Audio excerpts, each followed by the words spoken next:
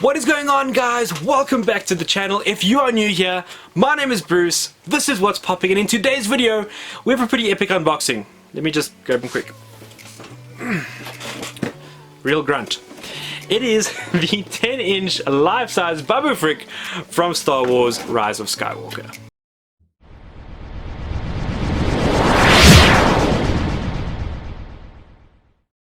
That is right, guys, we are back with another unboxing on the channel, but before we get into that, I want to quickly remind everybody about our 700 subscriber giveaway that's coming up, where we will be giving away this Blacklight Doctor Strange Funko Pop. So you guys will know, if you're in the Funko world right now, Blacklights are... There's a frenzy going on in the blacklight world, and Funko are definitely going the way with blacklights that they did with chromes. Let's see how far Funko push it. I know the Marvel stuff has been going up and up and up in price, but let's see where it goes. So that's what we're going to be giving away when we hit 700 subscribers. I like to celebrate each and every milestone here on the channel with all of you guys, because, you know, I know all YouTubers go like, comment, subscribe. It really is the only way we can grow as YouTubers, and we really appreciate it. It helps us so much, more than you guys can possibly imagine, when you just click those buttons. So thank you so much to everybody who really has, and if you are somebody who likes your geek collectibles, your Funko collectibles, Comic-Con Africa and the coverage of those kind of things here in South Africa, definitely hit the subscribe button, and then you can hang out with me and chat about all of those epic things and all these epic fandoms that we love to lose ourselves in. But for today's video, guys, we have the 10-inch Babu Frik. He is pretty much life-size. I haven't done the exact measurements, but from what I've seen in the movie, compared to this guy, he is definitely up there with a life-size figure. I think, you know, they could have actually used it as a marketing tool on this figure. He has held his value pretty well, so that may be why he is doing quite well for such a character that is very briefly on screen. And I know a lot of people aren't too happy with this figure being made. I'm not sure why. Star Wars, the line of Star Wars Pops is full of aliens and all sorts of little characters that had these little cameos here and there, and this, to me, when I saw him in the movie, I was like, I hope they make that as a figure, because he is absolutely adorable and I loved him. My only criticism of this guy's involvement in the movie is that, you know, at the end of the movie, spoiler alert for anyone who hasn't watched Rise of Skywalker yet, judging from all the comments online, I think pretty much everyone has watched it, and the community is so split. It's insane. But my biggest gripe with the part of the movie that he's involved with is not really Babu Frik's fault.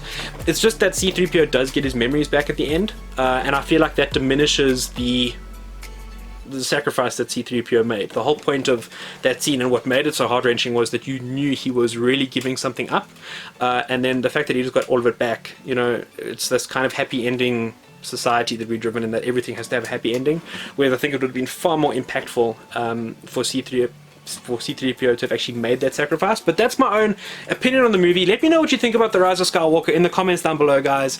I know it's got a lot of hatred. My personal belief about all things Star Wars, or all things geek in general, like people who compare the Hobbit trilogy to Lord of the Rings, is that if you don't like it, give it a go. If you don't enjoy it, then just pretend it's not part of it. Pretend it's like a dream, or something like that, that, you know, Luke Skywalker had a dream about what would happen if I trained this guy and things went wrong.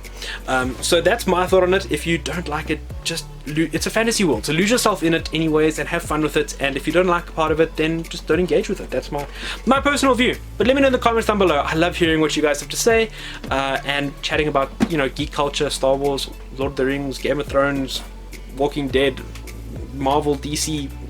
There's so much. I love chatting about all of it, so let me know in the comments down below. Always fun engaging with you guys. But anyways, let's go ahead and unbox this Babu Frik from the Geek Merchant. Like I said, picked them up from the Geek Merchant here in South Africa. And what I do enjoy about the Geek Merchant, guys, if you haven't checked them out already, is you can put deposits down on pops, and then so you basically pay half, and then when the pop arrives, you pay the other half. Unfortunately, Babu over here did come with some box damage. I'm trying to show the best way to show it would be sort of over there in the bottom. Yeah, he got kind of scratched up there pretty badly, which kind of sucks, but the Geek Merchant did go ahead. I asked if he could do a box replacement. Unfortunately, the suppliers couldn't fulfill that, so he gave me a discount on the figure. So thank you to the Geek Merchant for hooking me up with that and helping me out with the discount. I really do appreciate it. But yeah, it's always best, obviously, if you can get your pops you know, perfect condition, but that's the way it goes. That's the name of the game here anyway.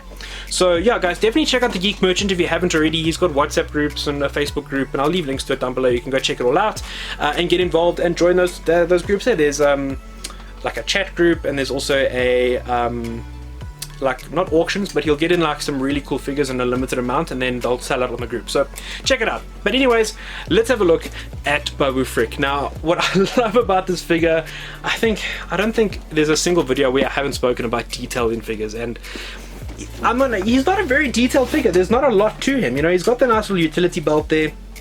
It would have maybe been nice if he had the blowtorch in his hand, or some of the tools that he used to work on C-3PO in his hand. I think that might have been nice. But I like his pose. I like that he's got this open pose. It looks like he's ready to give you a hug. And I think what sold this character to me, and probably to a lot of people who ended up liking him, was the fact that he's just so darn cute. So that they put him in a pose where he looks like he's going to give you a hug is, to me, like already just half the battle won with this figure. When I put him on my shelf, it looks like he wants to jump into my arms. So he is going next to the child 10-inch, which I'll leave a link to that review up there if you want to check it out. But I'm going to put him there next to the child 10-inch because they're just like such cute characters, and I think they'll look amazing together. What I would have loved with this, and this might be a bit crazy, it might be going a bit over the top with what Funko do with their figures, but if you think about figures like Koi and Quirrell that they did, where you can actually have like some sort of dynamic posing on them, and Quirrell, you could take the turban off, a Koi, you could take her hair off, and you would have, you know, a Koi would have the tattoo underneath, and Quirrell obviously had Voldemort's head on the back of his, or Voldemort's face on the back of his head. What I would have loved with this, if they could have made his goggles jointed so that they could slide down over his face. If you could have moved the goggles down over his face, that would have absolutely killed this figure for me. I think that would have looked amazing, and that would also, you would have kind of felt like you got a chase almost, because you have two figures in one. So if you roll they could have even made it as a chase, maybe made one version with the goggles down and one version like this with the goggles up. But I think the sweet spot would have been to have these goggles be movable, that you could actually move them down across his face. Would have been so cool, and would have opened up some really cool toy photography opportunities with this figure in particular. Because he doesn't have anything in his hands, you could have actually put some kind of blowtorch, or okay, maybe not a blowtorch, but maybe one of those little creme brulee torches or something like that in his hand, and then brought down the goggles over his face and had a really cool photo opportunity with this figure. So as much as I love him, as much as I think he's amazing, I love the detailing on the back and the kind of damage that they've done to the goggles, that you can see he's been working for a little while, and the little bit of Arabesh that they've got on the top of his thing, that I don't know what it says. If somebody knows what it says in Arabesh, please let me know in the comments down below. On the front there, where he's got the little Arabesh symbol, or the Arabesh letters there, rather, I should say. But again, cool figure overall. You know, he's one of the figures I got what I paid for. He's exactly what I thought I would get, and he is just that. He's a cute figure, a life-size figure, which is always great from Funko, and a nicely detailed for what he is. He could have done with a couple of extra tools, a couple of other extra accessories, but for me, I love the open pose. I love it, like he looks like he's gonna jump off my shelf and hug me, and that in itself makes this figure a plus and a win for my collection. And that about does it for today's video, guys. Thank you so much for stopping by. I really appreciate it. If you haven't already, please go ahead, hit the like, comment, subscribe, do all the YouTube cliches, and I will see all of you guys in the next video.